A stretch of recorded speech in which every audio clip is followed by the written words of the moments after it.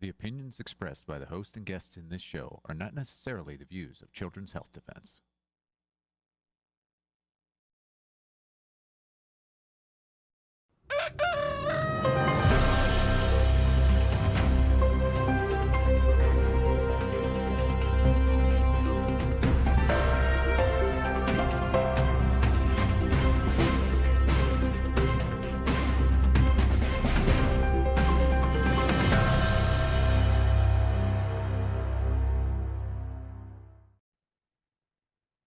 Good morning, CHD. It is Wednesday, the 28th of May, 2025. We are live here at CHD TV. We have a really good show for you today. We are going to be going to Zen Honeycutt later in the show to be talking about the MAHA Commission report. So that's going to be really important. And right at the end, we are going to be playing many of you have seen the tragic story of the twins, Dallas and Tyson. The parents came to speak about the death of their two children. And now we are going to go through the medical records and so we're going to bring on Dr. Pierre Corey, and we're going to bring on Dr. Brian Hooker, and we are going to bring on Nurse Angela, who will be representing the family as well. So here they are. Good morning, everyone, and thank you for being here.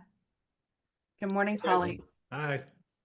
All right, let's start with you, Angela, and because you've been talking to the family a lot, you've been instrumental in all of these tragic deaths that we've been having lately, and all of the situations that we've had. Nurse Angela's straight there. To liaise with the parents. So thank you for that. And tell us, remind us of the story and where we are now with the parents. Paula, yeah, this unfortunately is such a tragic story. On the 23rd of April, Andrea and Nate took their beautiful 18-month-old twins to the pediatrician's office where they received 3 vaccines. They got the DTaP, they got Hep A, the flu vaccine. And the visit started off with the nurse putting fluoride in their mouths. And the father, Nate, expressed his concern. They're not anti-vaxxers. They weren't. And expressed his concern that he had severe allergic reactions to the flu vaccine. So he was worried about that one. They were reassured that it would be okay. So the twins got fluoride in the mouth and then those 3 vaccines. They left the pediatrician's office, and for the rest of the day, the twins were extremely tired. They slept the entire day. They slept the entire night, which was very unusual for them. The next morning when mom went to wake them up, it was about 9:30 in the morning. They were blue around the lips. They were lethargic. They were heavy. They were not acting like themselves. She panicked and called both of her mother-in-law and her mother, and she's like, what is going on? This can't be normal. And her mom said, rush them to the emergency room right away. They look like they're dying. So she takes them to the ER. By that time, they looked a little bit better, but she explained to the ER doctor what was going on, and he concluded that they were having a reaction to the immunizations from the day before. And he gave them both Tylenol at the same time. They had a reaction at the same time. Gave them both Tylenol at the same time, gave them a popsicle, and sent them home. The rest of the week, they were extremely ill. They had diarrhea. They were vomiting. Tyson took it a lot harder than Dallas. They just slept. They wouldn't drink out of their sippy cups. They wanted to go to bed, all the time. They didn't have normal bowel movements. And then the Wednesday before they passed away, what she really noticed was extremely unusual. She woke up and they didn't have a wet diaper. That day they were eating, they were drinking, but not one single wet diaper. Not a poopy diaper, not a wet diaper, which is very unusual for toddlers. So she calls the pediatrician's office and says, my baby's got these vaccinations. They were in the ER. They've been sick all week. Can I bring them in? And the triage nurse said, we don't have any walk-ins available today. We'll book you in the future, but in the meantime, put them on the brat diet. And so she trusted the nurse. They're 21 years old and they have a lot of trust in the medical system. And so she went on with her day. And when she woke up in the morning, they had passed. And it was the most horrific, tragic thing that, a nightmare for this family. It was just devastating. So that's the story of what happened to them. And what happened after that was equally as horrific. They were all over the news, accused of, foul play, homicide investigation, really just treated poorly by the police officer. They were put in kind of a interrogation for days on end, hours and hours, multiple days. The families were interrogated. The things that were said to them were atrocious. Um, Police officers accusing them of doing it, not taking no for an answer. She begged and pleaded for help. She honestly didn't even know that they had passed until, because she had hope. This is a 21-year-old girl that had never even seen a dead body before. And when she called 911 for help, she was hoping that they would come and help her and help the babies and do something. And she really didn't know that her babies had passed until she was in the sheriff's department, where they were accusing her of murder and asking her what she did to these babies. And they were even telling grandparents, we're going to arrest you if you withhold any information. I mean, just horrible, horrible things. So I got involved the day after they passed. They passed on a Thursday. I got involved on a Friday, the following Friday. And I knew right away that they were innocent. They had said, her grandfather and her mother had said to me, "Can you please do anything? We would love an independent autopsy. We our daughter did not do this, and we need help." And the minute that I spoke with the family, I just knew that this was truly a vaccine injury, and there was nothing nothing that was gonna stop me from helping this beautiful family who lost the most precious things in their lives. So where it stands today, they're still suspects. They had their mobile home basically raided. Everything was taken out, thrown on the floor. It was a complete disaster. They took their phones from them. They were even told, Nate was even told things like, "Oh, well, if we find a woman on your phone, we know that there's a motive for your wife to kill these babies to get back at you." I mean, just awful, awful things. And so they do have their phones back, but they are still considered suspects. So Well, that's where the case stands right now. thank you for that update. It's just truly tragic. So, Dr. Corey and Dr. Hogan, you've been through the medical records. Can you tell us what you found, please? Yeah, sure. So, in terms of these two twins, they did have a medical history. They were born prematurely at 29 weeks. Pregnancy rate normally is about 40 weeks, between 39 and 40 weeks. And so they were born quite prematurely, and they had to be admitted to the neonatal intensive care unit, the NICU, right after birth, which is pretty typical when you're that preterm. And they actually spent about a month in the ICU and then another 6 weeks or so in on a neonatology service. And they had a number of typical complications of a premature baby. But that was really well managed. I reviewed the records for that very prolonged hospitalization. Obviously, they weren't able to be with their parents. The parents could visit, but they spent their early life in a hospitalized setting. But all of their issues were resolved. They had apneas, which is, cessation of breathing. So they needed some respiratory support with a positive pressure ventilator. They needed caffeine to stimulate their breathing, which are typical interventions to support such children. But the most important thing is they were discharged pretty healthy, and premature babies are tracked very carefully for normal development. And they certainly had some delays, which eventually resolved. These children died at almost 19 months old, right after their 18-month wellness visit with the vaccines. And at that time, they were really normal kids, very healthy. No major issues. One of them had had some minor motor delays documented at one point, but that appeared to be resolved, and they were doing really well. It's a really nice outcome. They were very well supported.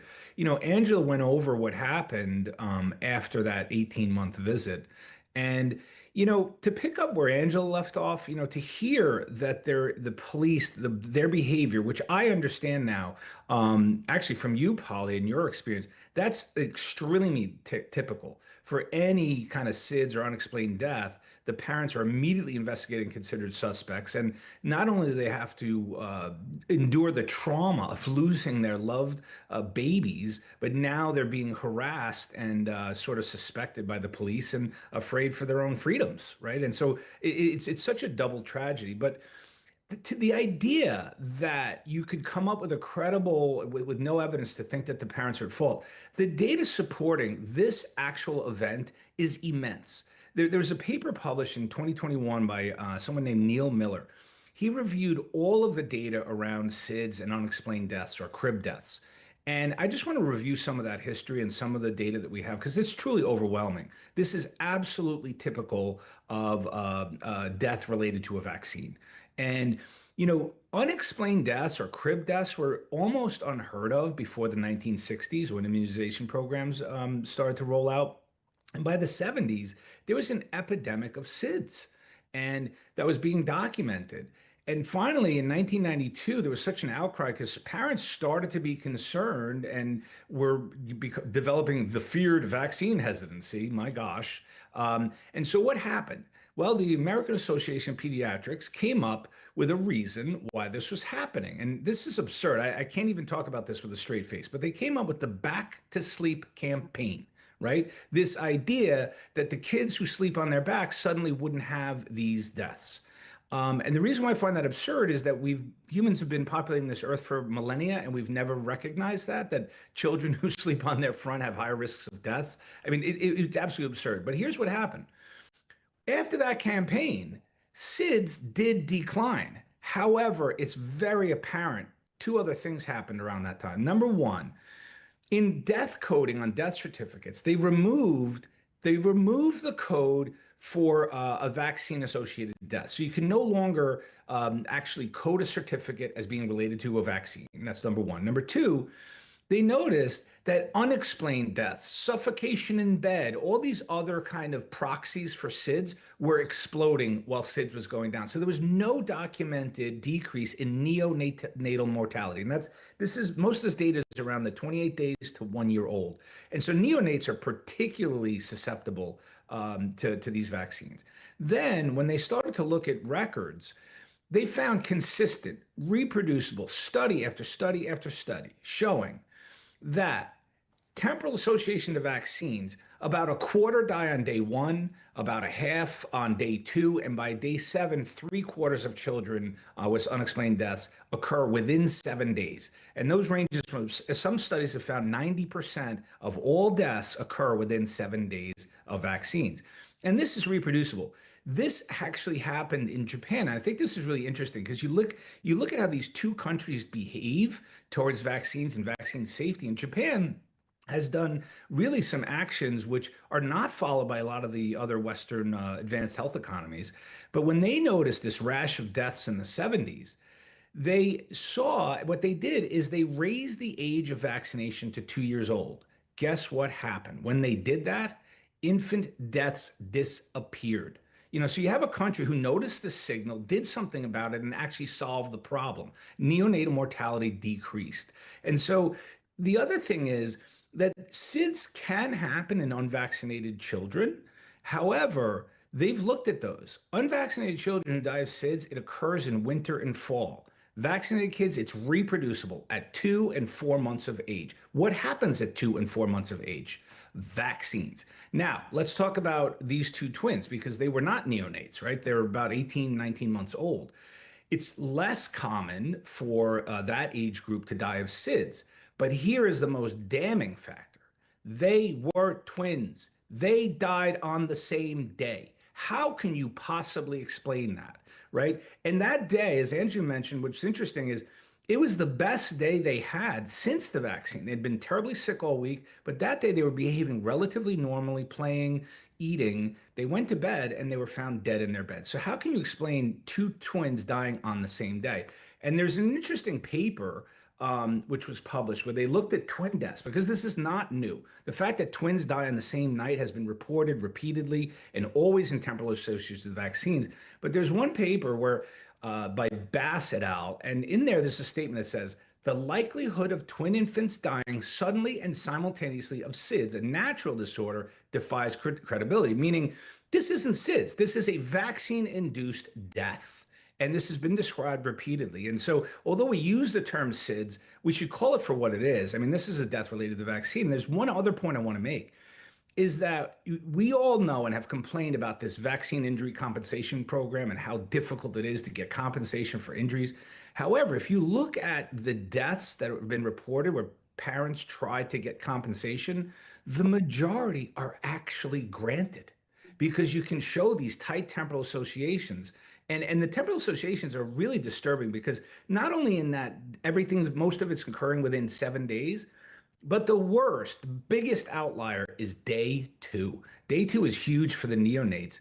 And in this case, they died on the night of the 7th day following vaccination, and well within. And there's other studies showing, they widen that interval, saying that most of the deaths are occurring within 10 days. So it depends how you look at it. But this is a tightly temporally associated 2 twins dying on the same night. They got the vaccines. And not only that, but Angela, when I was reading the records, and also in listening to Polly's interview, the way they described the kids on day 2 when they brought them to the ER, they said the kids were limp, the pot belly of that, the cute pot belly of the infant, they looked flat, they were listless, they couldn't move. And when they called their parents, for help, because like you said, it's a 21-year-old mother, she FaceTimed her mom, and her mom looked at her and said, those kids look like they're dying. And that's why they went to the ER. And the father even said that. He said, I never could have imagined 2 healthy, beautiful babies suddenly looking like they're dying within 24 hours. And so, there's not a lot of confusion around this case. And to hear that it's, that they're still under scrutiny or under suspicion, like Angela said, is absolutely absurd. This is as common as the day is long and as tragic as anything else I've heard. I could not imagine losing my 2 babies on the same night. After taking a medical intervention that's recommended to me, even after expressing concerns with a family history of allergies, I mean, this must be tragic and traumatizing to those parents beyond belief.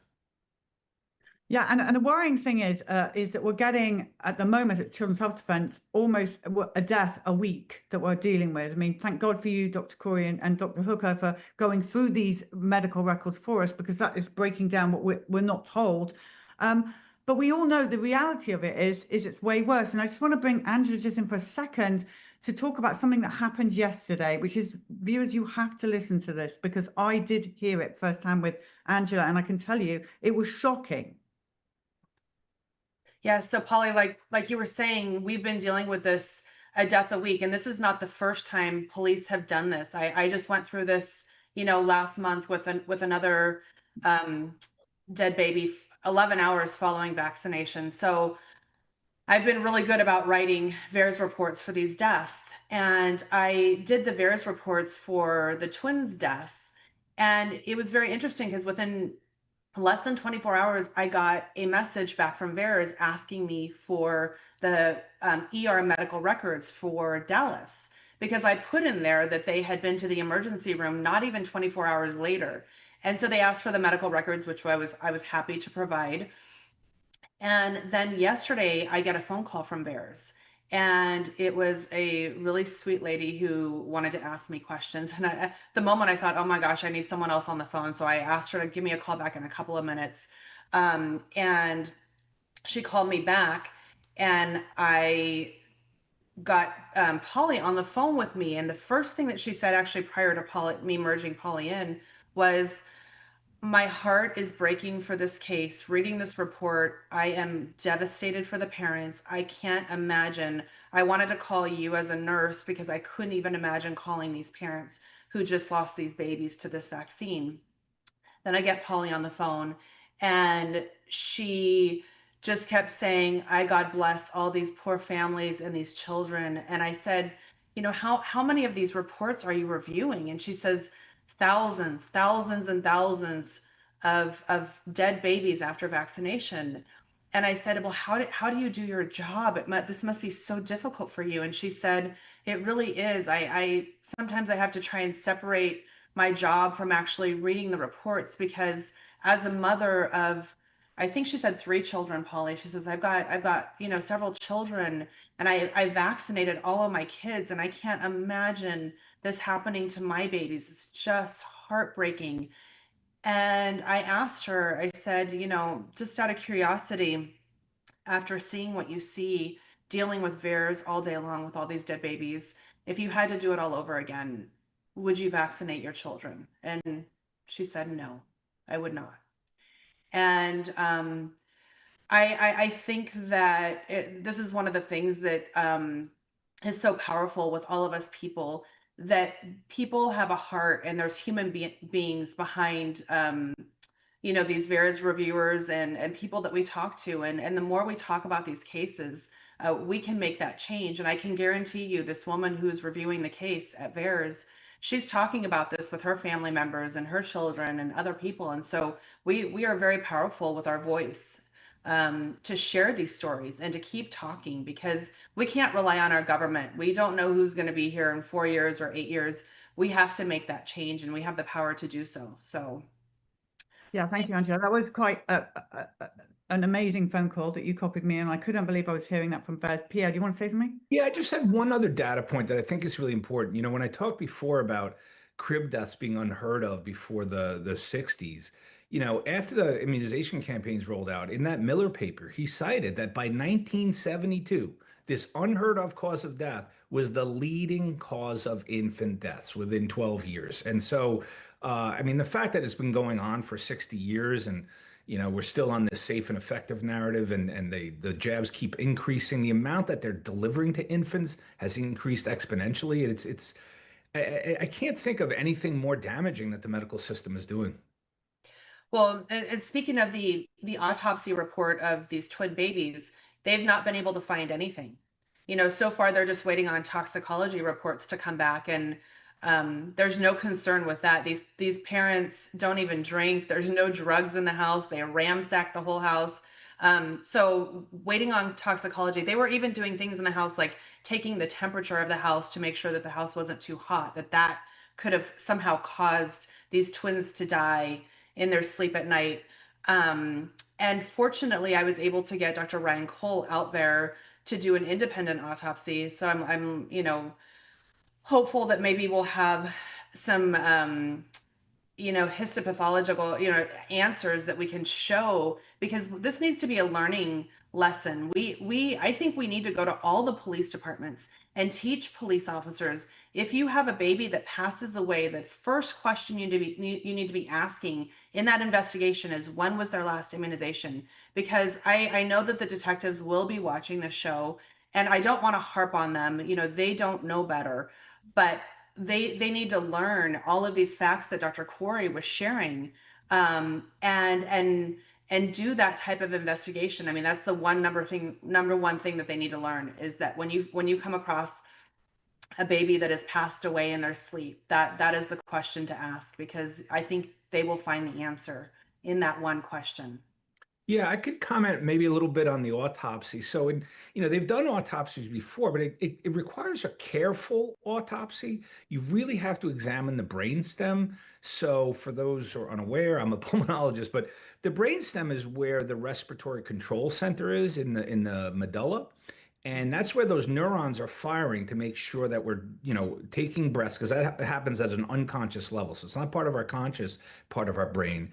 And when you look at the medulla and other autopsies, they've seen damage to those neurons. And it's thought to occur, there's various theories, but it's thought to occur from just overwhelming inflammation and cytokine release. And that's why it happens so much to these young kids. They're very fragile and sensitive to it. And basically, it stops their breathing, right? If you don't have those neurons firing, telling you to breathe, you're going to have what's called an apnea or cessation. And then there's this other really interesting study where they have this monitor, this breathing monitor, that they put on children, and they watch their breathing abnormalities before and then subsequent to vaccines.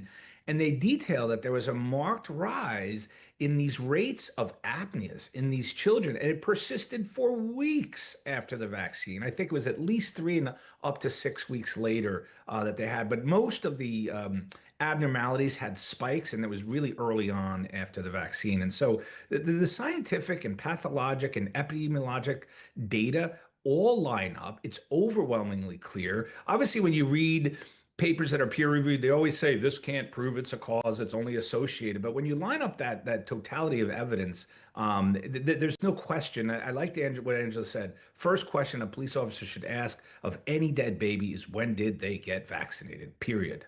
That's right. That's right. Thank you. Brian. Yes.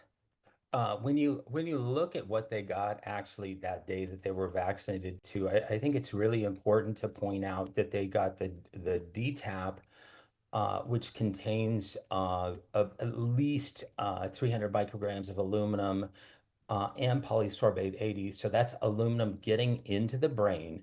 And then the hepatitis A has more aluminum, about 600 micrograms of aluminum, again, polysorbate 80. So, this is almost like a delivery system to get the aluminum neurotoxin directly into the brain, because the polysorbate 80 is a detergent. It eclipses the blood-brain barrier that isn't really that great. It's not super intact until they're about 2 years old. And so, you can kind of see how, mechanistically how this would occur. And that amount of aluminum stimulates the immune system.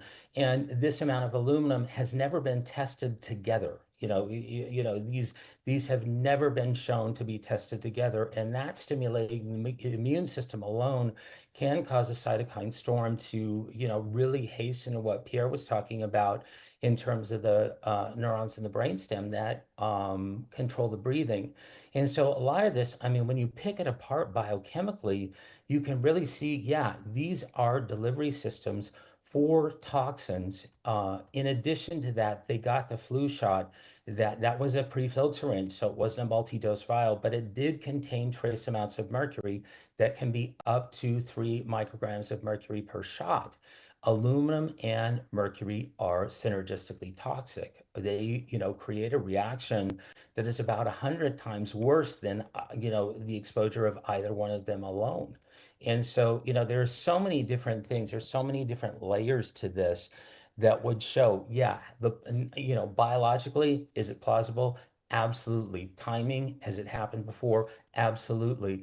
And so, especially in terms of twins, this is not, this is an isolated incident. It's not the first time that twins have passed away together of SIDS, without any type of nefarious things, without any type of foul play, or without any type of explanation.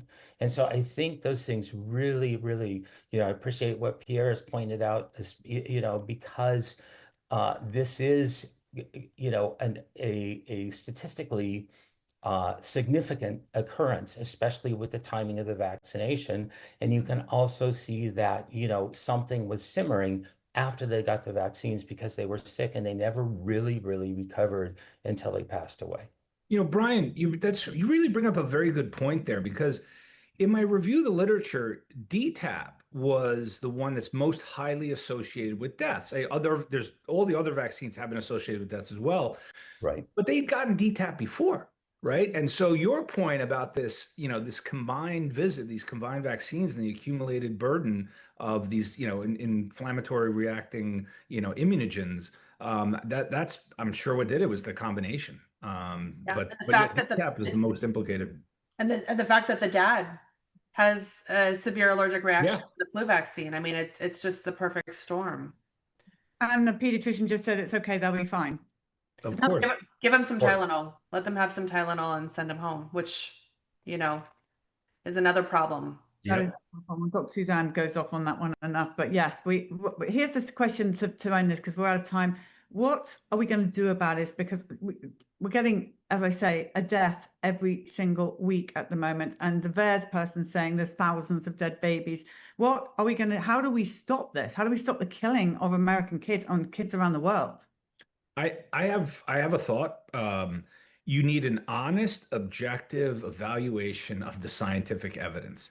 We have decades of history of literally covering up and suppressing and really misrepresenting the data. I mean, just that back to sleep campaign alone, like literally our health authorities had to respond to this epidemic of infant deaths, and that's what they came up with to pretend that it's from kids sleeping on their stomachs. I mean, come on, that is not an objective or scientific evidence, and we know it didn't have any effect. Infant deaths continued to rise, whether however you classified them, and so we know it has to be something else. And I think with RFK Jr. at the helm, he's been very consistent on that. He wants people without conflicts of interest. The conflicts of interest in our public health agencies is overwhelming, right? They literally work for vaccine manufacturers. So as long as you have the influence of the vaccine manufacturers in those agencies, I don't see any change. But if you do really make an established, independent, I would say multi-stakeholder commission of scientists and other invested parties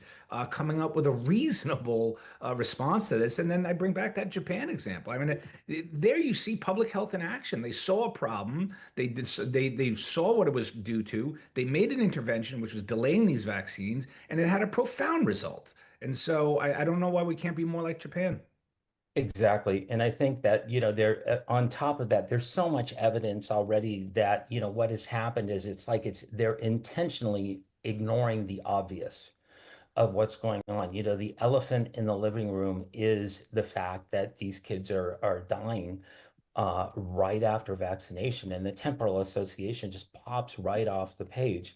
And then the Japanese example of them delaying vaccination until 2 years of age and then seeing it go away. You really, really have to work hard to ignore that. But there's as Pierre said, there's a lot of financial incentives right now in a captured agency, that Bobby's working to uncapture the HHS. There's so many incentives to ignore it right now. And that's the state that we are in. And that's the state that needs to be unwound. And I believe is being unwound right now. Yeah, and as well, look, thank you to you all. We are out of time, but to viewers, if you want to follow Dr. Corey, he's pierrecorey.medicalmusings.com, and Angela will write there at backsafety.org. And I want to thank you for just being a brilliant team and jumping on every single death we have. And Brian, they trust you and Dr. Corey and Angela, so appreciate everything you're doing. And let's hope we fight this and win. All right, thank you for being on this morning. Thank you. Thank you. All right, everybody. Well, if you missed that story of the twins, we are going to be playing it after Zen. So we'll be playing again today. But let's bring on Zen Honeycutt. Good morning, Zen. Thank you for waiting. Good morning, everyone. Thank you for having me, Polly. Great to see you. It's wonderful to see us. Mums across America doing sterling work, led by Zen at the moment. But tell us about the MAHA Institute. First of all, a lot of people are a little confused about the Institute or MAHA. Just describe to us what it is going on there.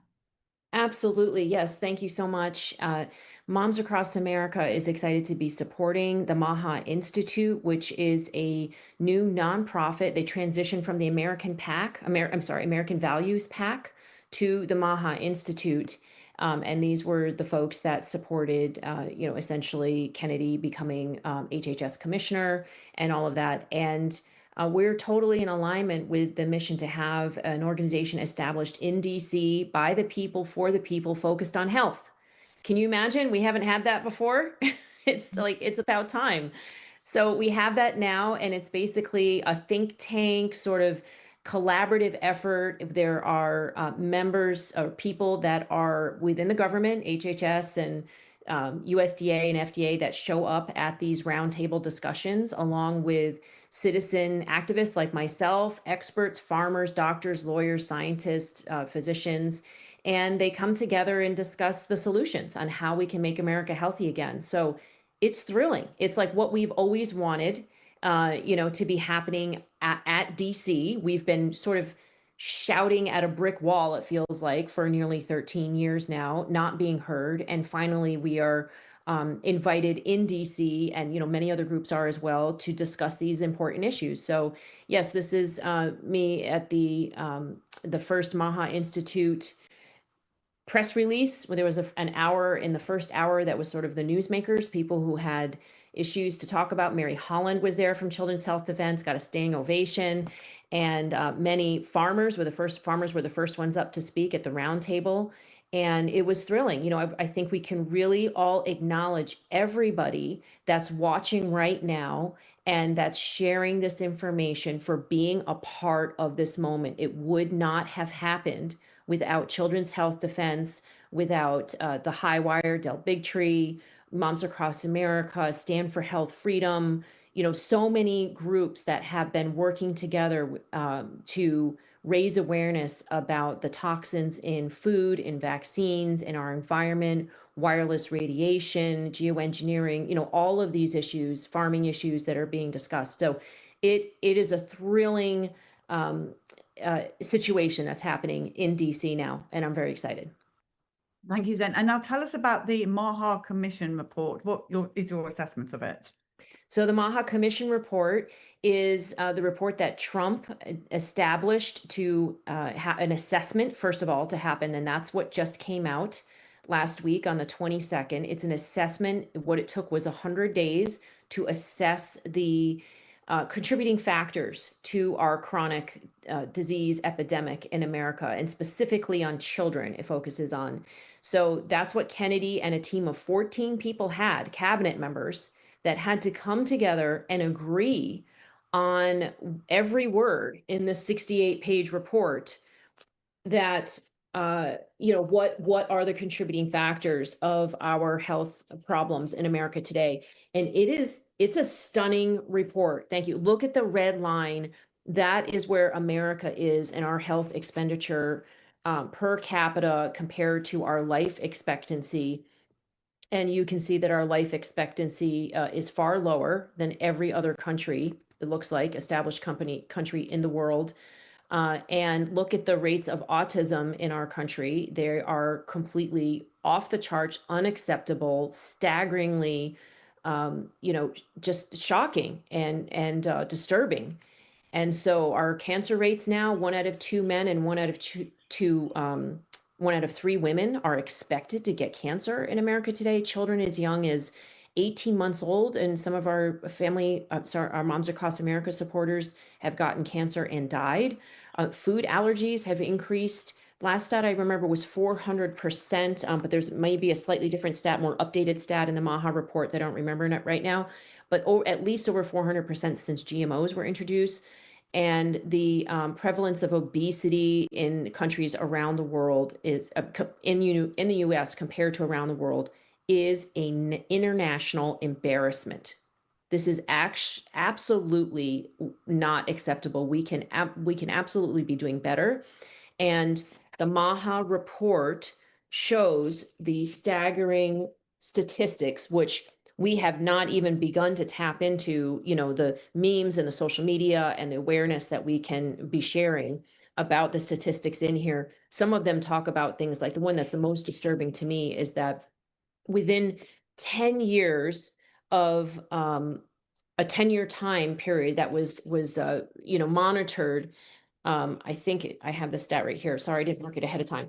But I know for sure the number is that there was a 63% increase in teenage girls of depression and suicidal thoughts within a 10-year time period. And that time period was just around before and after.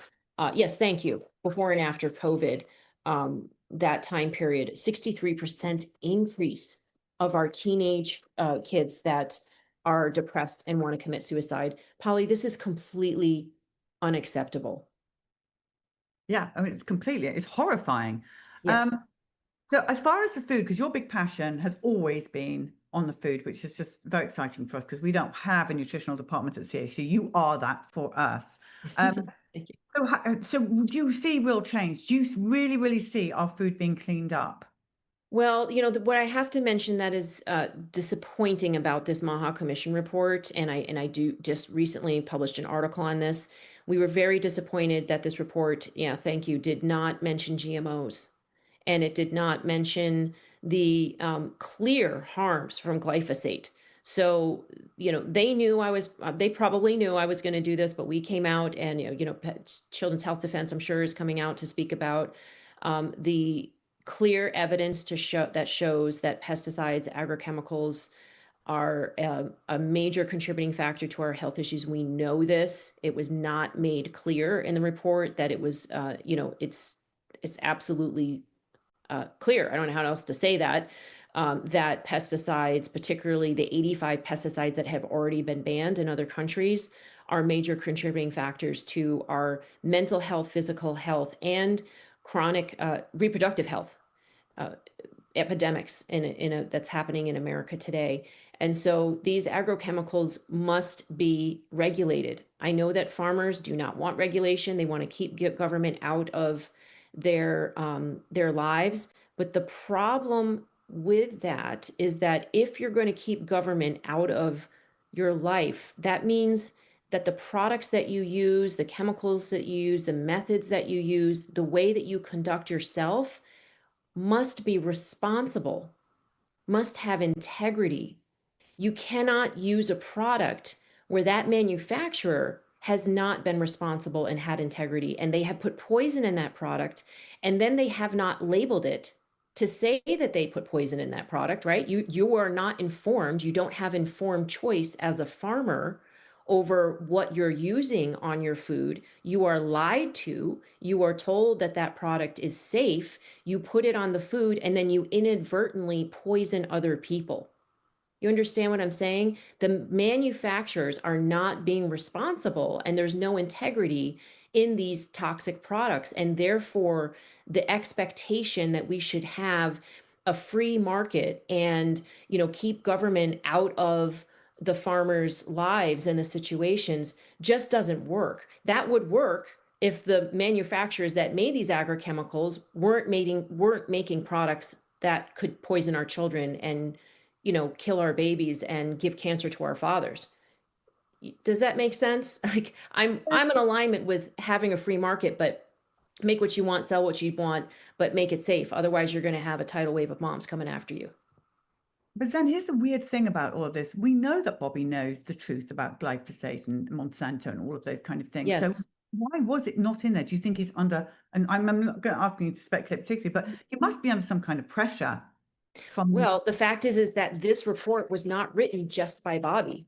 These 14 people all had to agree of what was in here. So absolutely, right? This is Brooke Rollins, Secretary of Agriculture, Scott Turner, Secretary of Housing and Urban Development, Linda Mohan, or whatever you say your name, Secretary of Education, Douglas Collins, Secretary of Veterinary Affairs, Lee Zeldin, EPA, the list goes on and on.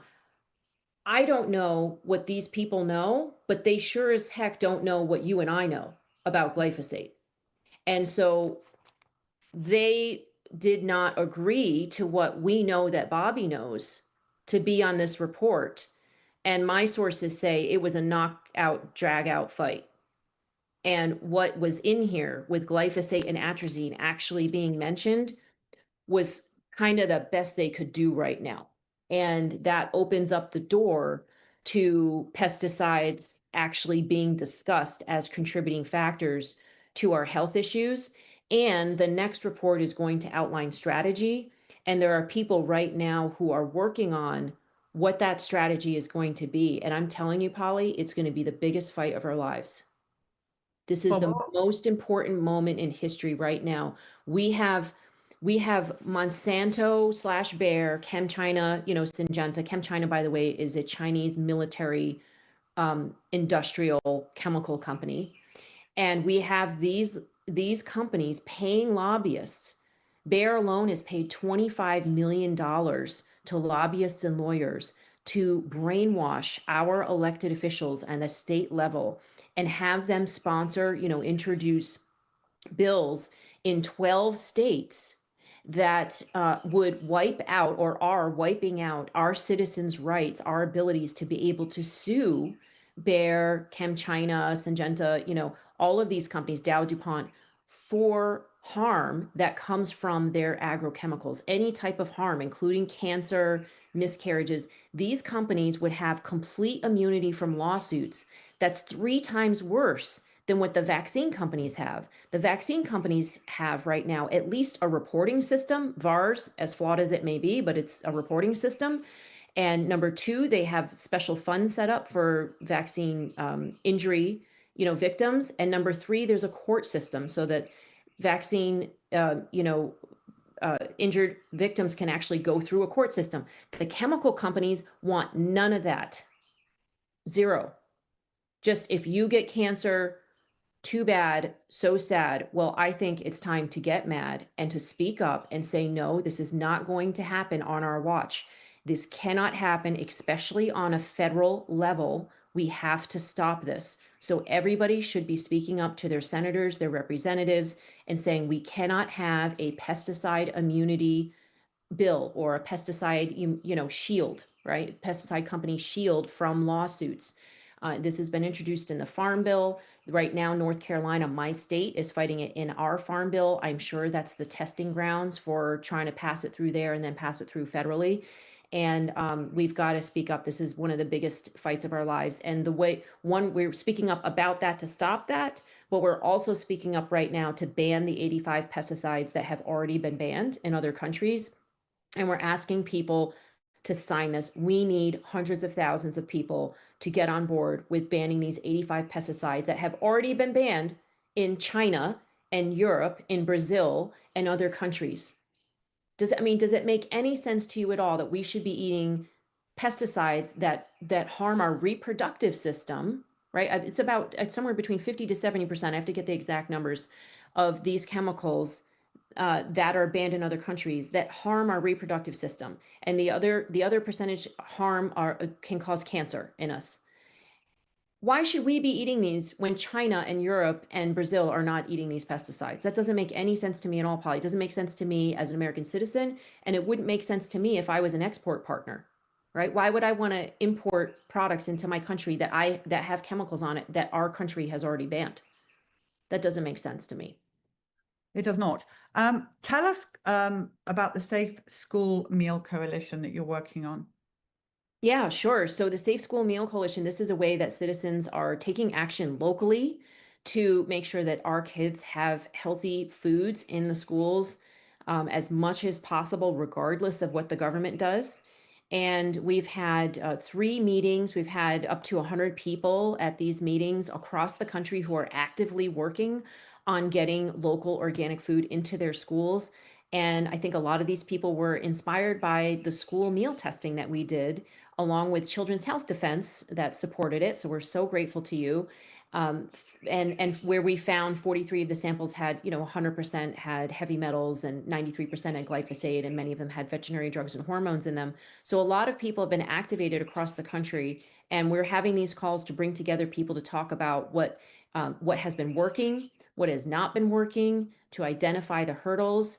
And we're currently working on a letter to submit to the HHS and the USDA and this new administration regarding what they can do to support this effort on a federal level. Meanwhile, we're acting on a local level, and people are giving guidance to each other and supporting what they can do. For instance, some of the takeaways for your viewers might be that Turning Green, which has a group called Conscious Kitchen in California, and School of Lunch, highly recommend that some of the first foods that you switch out in your school or advocate to be switched out would be organic whole milk. That's something that a lot of people can get, especially locally. And also organic cereal. That's something that, because it's shelf stable, right? It's easy to transport, and you can get organic cereal in the morning much more easily into the schools. And then also organic salad bars, right? That's easier than fruit. A lot of fruit comes from other countries and is harder to transport organic. It's not as local, but the salad bar type lettuce and greens is something that you can usually source locally and organic. And there's been a lot of releasing of regulations to allow this to happen, right? The restrictions since COVID, they had to loosen a lot of the regulations regarding sourcing and procurement, as they call it. And so that's something that you can do locally much more easily than in previous years. So if you tried this 10 years ago and they told you, oh, no, we can't because of USDA regulations. Well, try again, because it's likely going to be much, much easier now. And Zen, what's up next? Because you've got some parades and some exciting things that people can get involved in.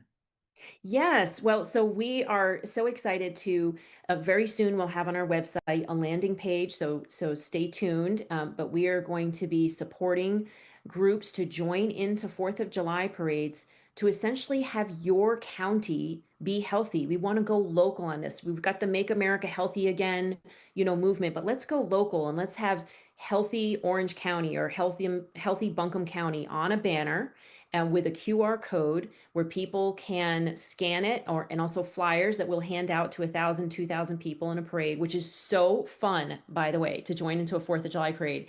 It's just people are cheering and you're waving at people and everybody loves moms. So it's a really fun endeavor. So it would say, this is for dads too. It would say Healthy County with a QR code and passing out a flyer all about health and our health statistics and some tips on how to get healthy and an invitation to join into an event 2 to 3 weeks after the parades.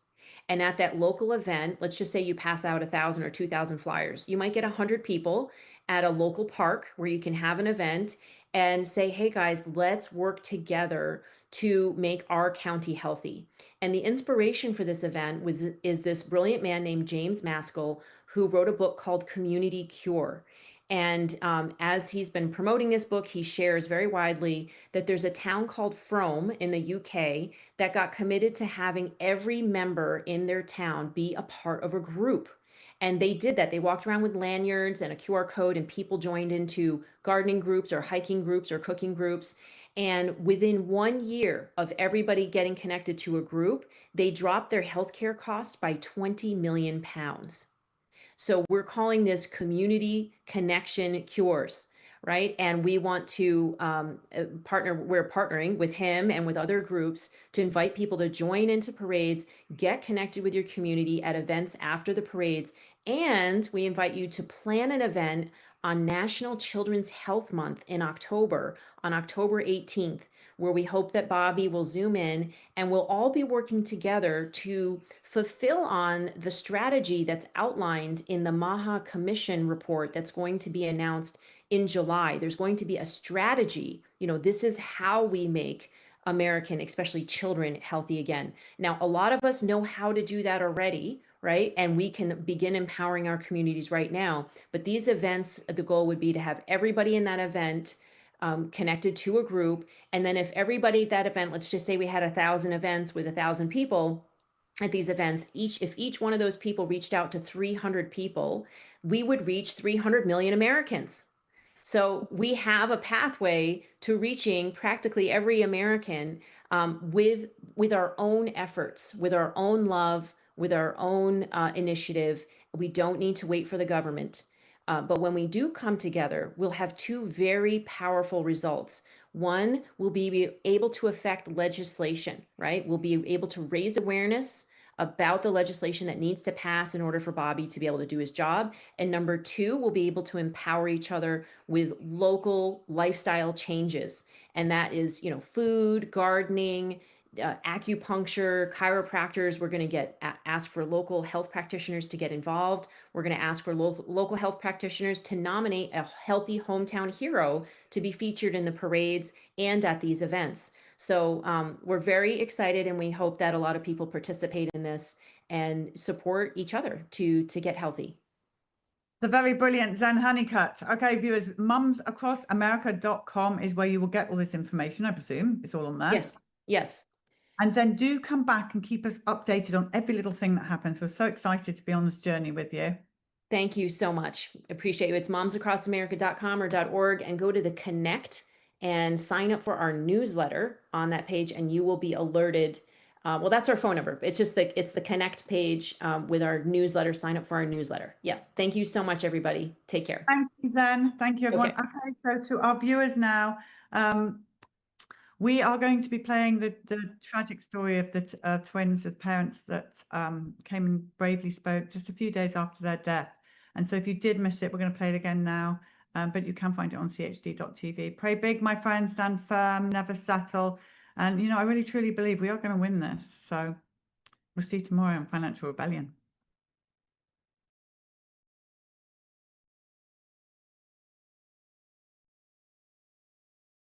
Andrea and Nathaniel Shaw, you are the parents of Dallas and Tyson. And on Thursday, May the 1st, you found them deceased. And Yeah. today is Sunday evening, May the 4th. So to our audience, this is really, really raw. This has just happened. And there they are, beautiful 18-month-old twins, Tyson and Dallas. Beautiful, beautiful, beautiful children. So what we're going to do is we're going to go through the timeline of this. So we're going to go back to when you were pregnant with the twins. How was your pregnancy? It was a struggle, especially when I got tested and diagnosed with preterm labor, about almost exactly a week before they were born. And they were born at 29 weeks. 29 weeks in one day, yeah. One day. And did you, while you were pregnant, did you take any of the pregnancy vaccinations? No, I did not. No flu shot or DTaP or? No. Okay. So why were they born early? Talk us through what happened when they came at 29 weeks in one day. My body started contracting. They diagnosed me with preterm labor. They had me in St. Luke's antepartum department up until a few hours before they were born. They were trying to keep them from being born, but I kept dilating. My labor continued. And so did you have a C-section? Yes, I had an emergency C-section because Tyson last minute flipped to be breech. And when they were born, what happened then? They immediately, I didn't get to see them, nothing. They immediately took them to the NICU to get cleaned up and assessed. And how was their health when they were born? Because they were tiny. They had to immediately be put on oxygen pretty much right after they took them out of me. And their lungs weren't developed. Dallas had a heart murmur. But besides that, they were just small. And do you know if, because they were very, very early, were they given the vitamin K? Were they given the Hep B? Do you know if that happened? They were given Hep B. I have no idea about the vitamin K. And they were given Hep B straight away, or did they wait? No, they were given Hep B. Gosh, I think they had to have been given Hep B. I remember them saying they needed Hep B before they were able to let us take the kids home. So somewhere in their 77 days in the NICU. And both of you, there's no way in this world that anyone could describe either of you as anti-vaccine. No. The most anyone could tell you as far as that is that I was always I think we said no to a few vaccines just because I would do my research before I would give consent. But they were on time with whatever the doctor told you to do. Yes. And did it. Yep. And at what age were they when they were allowed to go home with you? They were just about to be 3 months old. They turned 3 months old January 10th of 2025. I don't remember. So 3 months old, just about 3 months old, but remembering everyone that they were born at 29 weeks. Yeah. So they were released the day after their due date when they should have been born. So they were gestationally only a day old, really. So you took them home and you had these two little ones, and how were they developing as little babies? Perfectly. I mean, we had to keep in mind they're 2 months behind developmentally, so it was tough trying to raise them or treat them as if they were normal babies, but they ate fine. They learned to roll around and crawl just fine. Of course, later than normal 4 or 5 month olds, but yeah. And so you went to the pediatrician 2 months, 4 months, the usual times that people go and get their well checks. They went every month, I believe, for the first year. And they had everything on schedule. Yep. And how were they after they had the vaccines? Were they okay? Did you give them Tylenol? No, I did not give them Tylenol. They were okay at all the vaccines prior to this one. Okay. So we're going to go to the 18 months where they had their vaccines at 18 months. Did they have their vaccines at 12 months? Yes, they did. And again, at 18 months, you went back in for some more Yeah. What did they get that day?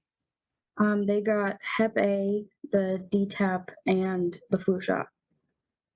And did you at any point speak to your pediatrician about your concerns about any of these vaccines? Yes, my mother-in-law was with me, and we had both had a concern specifically about the flu shot because their father's side of the family, they all have bad reactions or are allergic to the flu shot, and they always get nasal. And she said that they would be okay. So despite the fact that you said there are issues in the father's side, the pediatrician still said it's okay to vaccinate these babies with the flu shot. Yes. Did you give any other explanation other than it's okay? No. She And didn't. how were Dallas and Tyson on that day before they got those shots? Were they well? Yeah, they were just as normal, perfect, happy little babies. Had they started to develop any speech at this point? Yeah, they said mama, dada. They called their grandpa bagump bagump. So, yeah. So they were perfectly happy. So they had these 3 shots, the Hep A, the DTaP, and the flu shot, despite your concerns. And you took them home, and describe what happened after that. They were okay. I think they took a nap when we got home because they seemed tired. But for the rest of the evening, it was, business as usual. We ate dinner. They played with us and their dad, and it was okay that day. And the next day? Yeah, that's the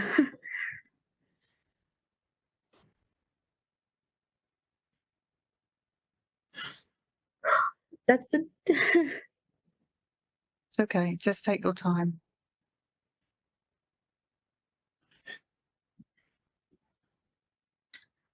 that's the day that we they woke up, and when they walked out of their room because they were walking, Tyson walked just about to the beginning of right into the entrance of my living room and just laid down and wouldn't get up. Dallas kind of the best she could ran to me because I was sitting on the living room floor, getting ready to change their diapers, and Dallas ran to me and she laid on me and she felt heavy, and like she didn't want to leave me and she seemed tired. I changed her diaper and I'd noticed that the typical toddler pot belly was gone. She was skinny. She looked tired. She was almost falling asleep while I was changing her. And when I had, moved her out of the way so I could then change her brother, she just laid on the carpet in the living room and wouldn't move or get up. And her eyes kept rolling back like she was trying to go back to sleep. Did you notice anything different about the diaper? Just that there was a green diarrhea in her diaper, as well as Tyson. Tyson, I had to go and pick him up from where he had laid down at the entrance of my living room and change him, and he also was skinny. He looked a little worse. His eyes were sunken back, dark circles. They both had like a blue to their mouths, and when I would try to like pull their lip down to look at it, it was like as if their lip was trying to glue itself closed, if that makes sense. And Sandra, were you there at this point? I was not. I was at work. I have a very long work day, so I get up and leave very early in the morning and come back at a half decent time in the afternoon. So, okay. So, Andrea, what did you do then with your children in this is day 2 after the vaccinations? So after I changed their diapers, I kind of watched them for maybe a minute to see, if they'd perk up maybe. And then I immediately called my mother-in-law because she lives just down the street. And I told her, we need to send these kids to the ER. This is not okay. And she got off the phone with me. I tried to get a hold of him at work to let him know what we were doing. And then I video called my mom so that, because I kind of felt like I was going crazy a little bit, that they were, they didn't look right. I was like, this isn't okay, right? So I video called my mom and they were like, yeah, you're taking those kids to the ER. They look like they're dying. And so did you take them yourself to the ER? My mother-in-law, I didn't have a vehicle at the house because he had it at work. So my mother-in-law picked us up as fast as possible, and we went to the ER. All right, so let's talk about the ER. So this is 2 days after the vaccines, and you're going to the ER. What happens when you get in there? What do they say to you? So we had a respiratory nurse and a couple other nurses in there, one on the computer. They had taken their blood pressure. They put a heart pulse Band-Aid sticker on their toes. The respiratory nurse looked in their ears and mouth, and then they left and told us that they would have the doctor in soon. Yeah. So the doctor came in, And he assessed them a little bit himself, just kind of touched their faces, under their neck, looked at their mouth, and then he said he almost seemed like he didn't know what was going on. And then I had brought up that they had shots the day prior and what shots they were, and that's when he went, oh, that they could very much so be a bad reaction to the vaccinations they had yesterday. and what was his advice for you? He said that he would give them both Tylenol and that he would give them both popsicles, and they would sit and eat the popsicles just to see if they'd throw up, and then if they hadn't, we would go home. And so they didn't, and you went home. Yeah. All right, so back you are at home. Do they start to improve, or are they still the same? They were mostly the same, especially they just wanted to sleep. They slept with me on the couch, or they laid on me and slept on the couch. They didn't eat. They wouldn't drink out of their sippy cups. And they still had diarrhea. Tyson actually threw up a couple more times after the ER visit that day. And Nathaniel, when you came back from work and saw your babies, what did you think about the state of their health? I was kind of in disbelief that just so quickly, within a matter of 24 hours, the kids have went from perfectly happy, go lucky, active babies to looking like they were dying. Did you both call the doctor again at any point and say that that's just not any better?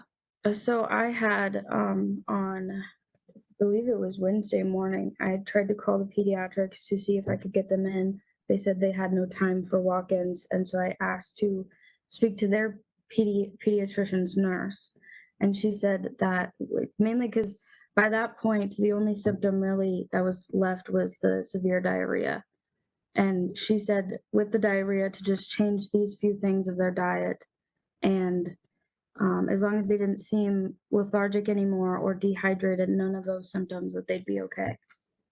And what things did she want you to change in the diet? She said no greasy foods, basically just to put them on the brat diet. Okay, so that's Wednesday night. That was Wednesday morning. Wednesday morning. And how were they for the rest of Wednesday? They were great. That was the only day since their shots that they were active. They were eating fine. They were drinking out of their sippy cups fine. They were talking normally finally, and they didn't want to sleep all day. And so you put them to bed. Did they sleep in the same bed? Yes, that was something that the NICU had told us, that there's not really a conspiracy or a medical reasoning, but when twins sleep together, say one's sick and the other isn't, it's almost like their bond heals each other. So they said really up until we can't have them in the same bed anymore because they're opposite gender, that it's best to keep them in the same bed to keep that bond. So I know this is really hard, but if you can describe what happened when you found them on Thursday.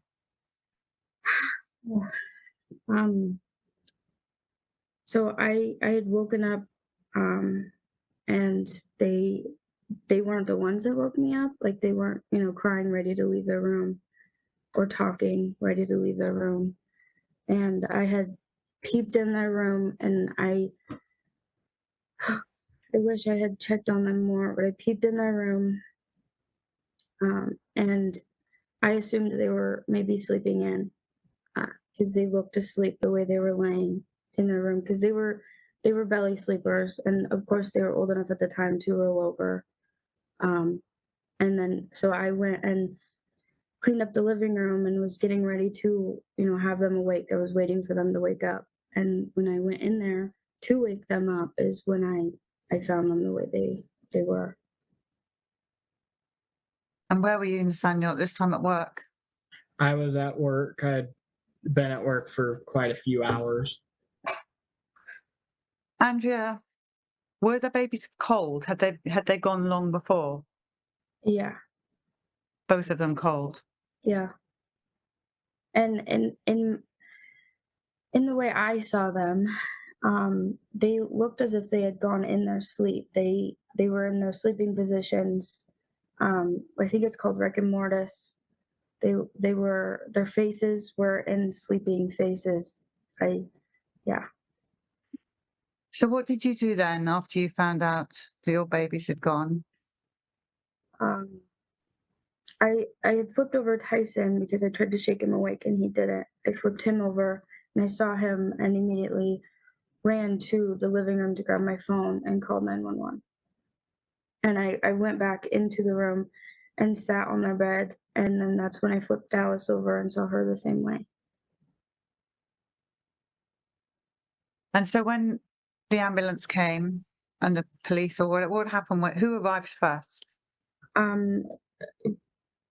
I think it was, I don't remember the officer's name, but there was an officer first because the dispatcher asked if I'd go outside so I wasn't sitting there in front of them like that. An officer showed up first, and I don't remember who it was. And then first responder vehicle showed up, and I had led the officer, before I could see when the ambulance showed up, I had led the officer to their room so that he could see them.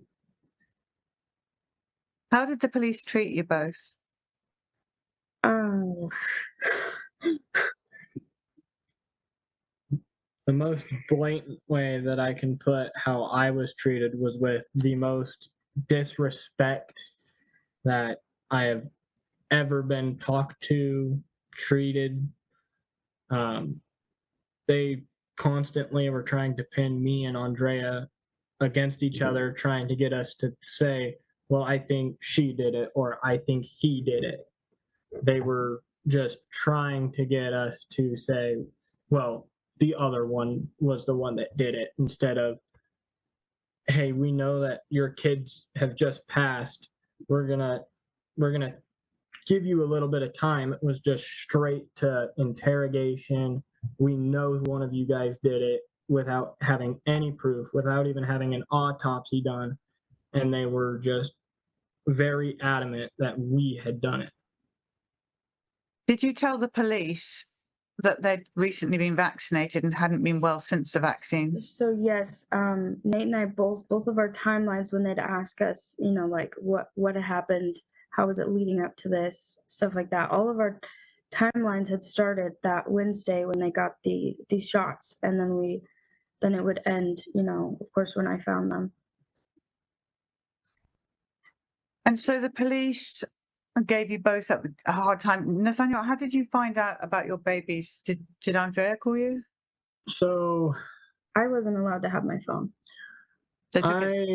My landlord had called, like, hey, what's going on? The police have taped up your trailer.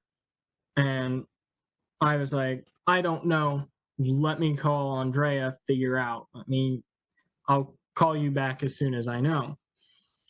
I had called Andrea probably 12 times before I went to, okay, I know someone that lives in the neighborhood. I'm going to give them a call, see if they know anything. They told me to get home now. The ambulance is at the house. It's not good. I had called my brother because he was in town. I was like, hey, go to the house. I need you to go sit with Andrea or go sit with the twins, because at that time I had still not been informed of the passing. He said, okay. And then I was trying to call my mom. And then the one time where she did pick up, it wasn't even her that had answered the phone. It was an officer. And it's these exact words. I'm going to not say the officer's name because respect for him, because he was a very sweet guy after the fact. It was, hey, I hate to inform you, but your kids are dead. And that was pretty much the exact word, kind of exact tone at first. And I was like, you're lying. You're not telling me the truth. This isn't happening. And he's like, it's the truth. You need to go be down at the sheriff's office. And I just went to the sheriff's office, and that's how I had figured out, was through mind boggle racing, trying to figure out what is going on. So just so you both know, I have recorded hundreds and hundreds of stories like this, and the police have always, every single time, treated the parents like this. Every single time. It's just not okay. What were they accusing you of doing? So what were you supposed to have done in their mind? So the way they worded it to me, and especially the second day of interrogation, they said that it wasn't medical, and that they figured asphyxiation, and that I had supposedly had a postpartum overwhelming blackout and done it to my children. And how does that make you feel? It made me feel crazy. Because I was telling them that, my truth, and they were getting into my head that I had done it. And I know I hadn't. And how does that make you feel, Nathaniel, that they're accusing your wife of doing terrible things? I had looked at the detectives, and I told them that I was extremely pissed off at the fact that they thought my wife had the capacity to do so, as she was such a loving and caring mother, to the point where even new foods, she would go through everything that was in it as an ingredient to make sure that nothing was toxic. I think this is a good time to tell the world about Dallas and Tyson. Describe them as children, their characters, and what those vaccines have taken away from you as a family, because these were your only beautiful children, 18 months old.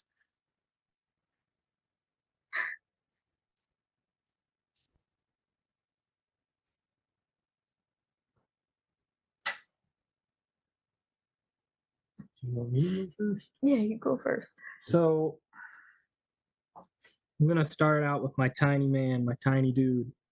The reason why he's got that nickname was just an all-around loving kid. Didn't care who you were, what you did. He thought everyone was cool. My best memory with me and Tyson is me, Tyson, my dad, and one of my brothers. We went to a truck pull that we have in the next town over. And I've been centered around cars so much, and that's all I wanted for my kid, was for him to follow in my steps of cars are cool, trucks are cool, all that. We originally thought he's going to not like the truck pulls, but as soon as the first engine fired up, he was go get him, like, yes, this is cool. He was pretty much down for anything. Couldn't ask for a better kid than the two kids. But I'm gonna get to Dallas. She's was such a sweet and caring soul. Like, if I had a bad day at work, I could walk in knowing that my daughter was going to run to me as soon as I opened that door and just be there for me, love on me, make sure that I'm okay. She always had the best smile. Her smile, you could see it, and it would make the sun just seemed dim. It could just light up your whole world as nothing else ever could.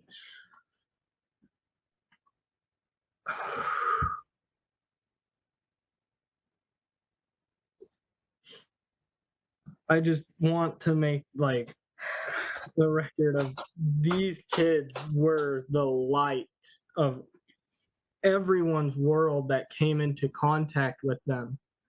They were great kids. Everyone, like, they would sit there and say, well, don't you think twins, they're going to be rambunctious, they're going to go crazy, they're just going to go wild. And with us, the two kids were exact opposite. They were mellow, they were caring, loving, sweet children. I mean, they would even pull out their own toys, and once it was time for them to not get ready for bed, they would put their own toys away and not even fully comprehending, like, hey, my toys need to be put away.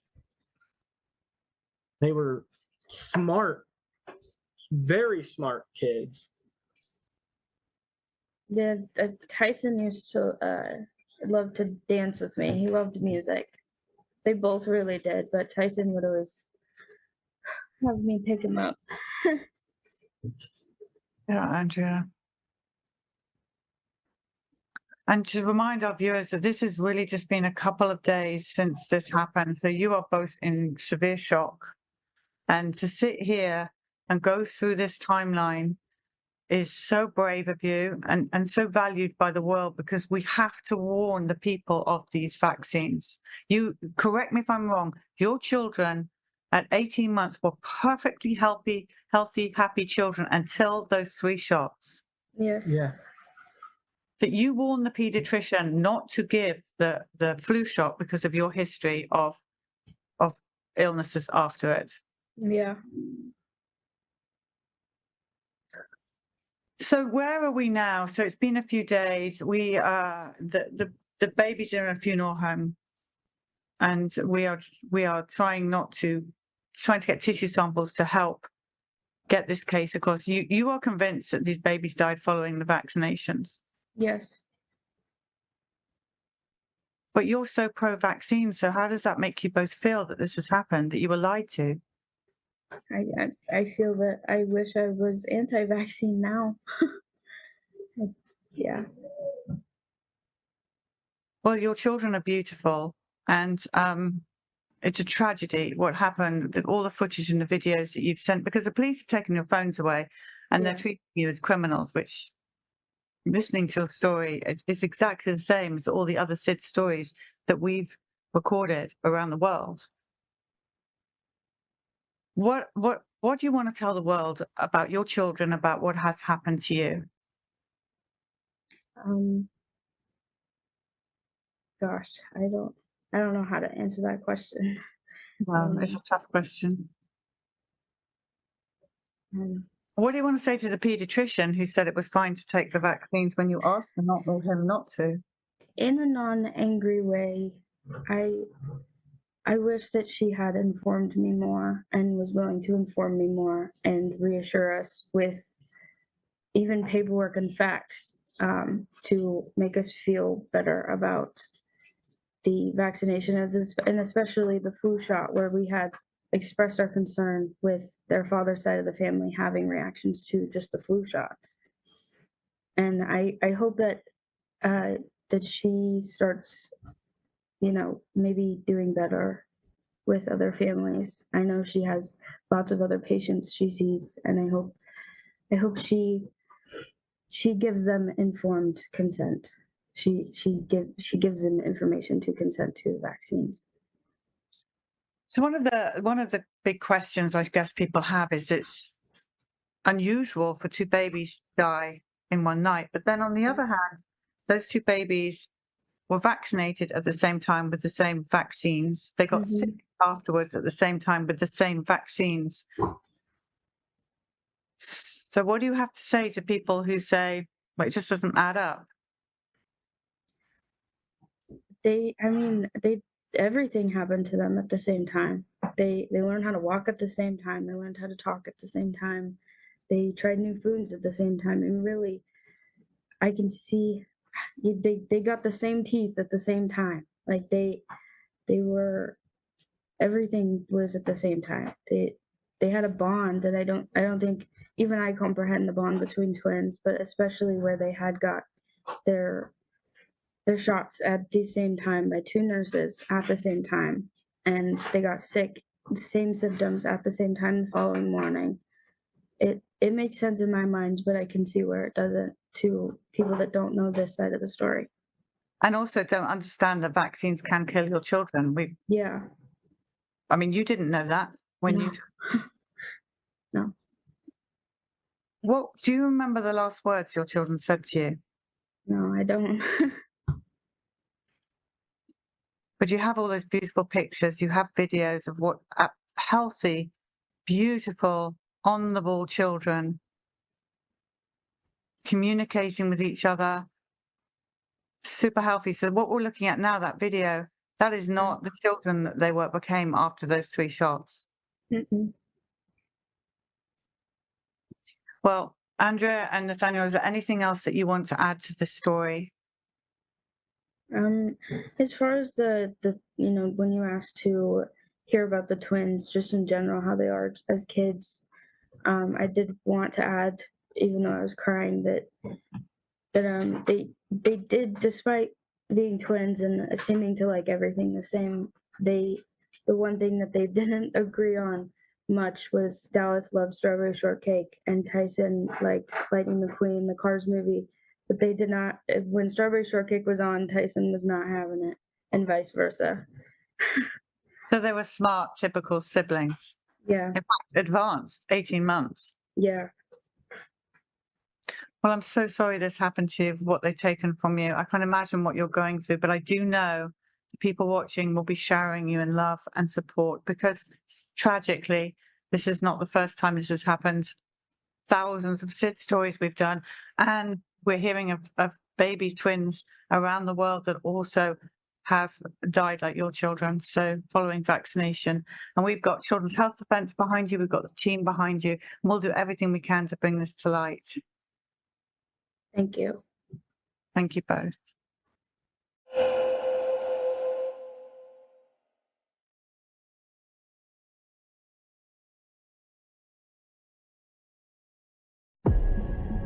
In June of 2000, behind closed doors at a secluded retreat in Georgia, top scientists, government officials, and pharmaceutical executives met in secret. Their mission? To discuss alarming new data. Data that showed a strong correlation between mercury in vaccines and neurodevelopmental disorders. Officially titled Scientific Review of Vaccine Safety Data Link, this would later be dubbed the Simpsonwood Meeting.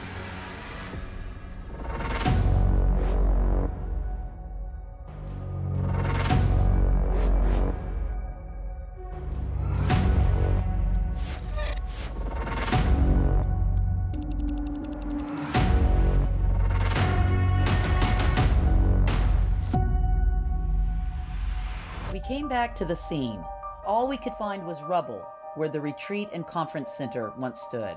What happened in this place was never meant for public ears. What happened next would change history. But before we can understand Simpsonwood, we have to go back 25 years to the policies, the cover-ups, and the warning signs that set the stage. Get a shot of protection, the swine flu shot. It's in the best interest of all of our citizens. Health Director ordered a stop to all swine flu shots.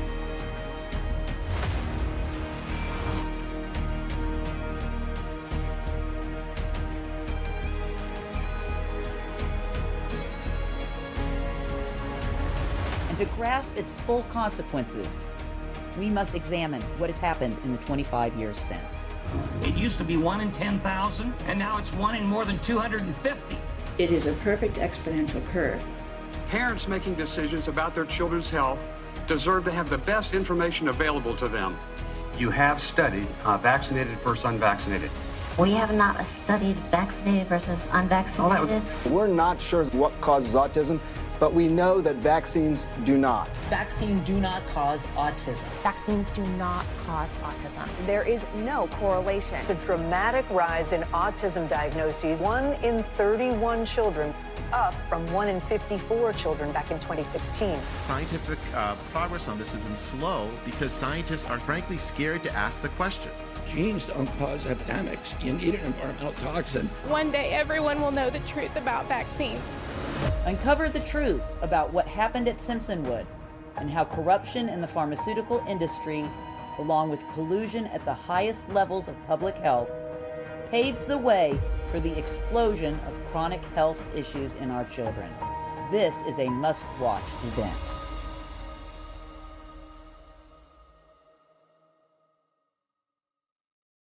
The fight for children's health has hit a turning point, and your support has brought us to this moment.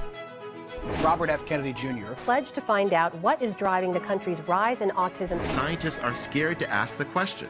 This is an epidemic, and we need to find the causes, and we need to stop it. Other issues CHD has been pushing for years are finally gaining mainstream traction.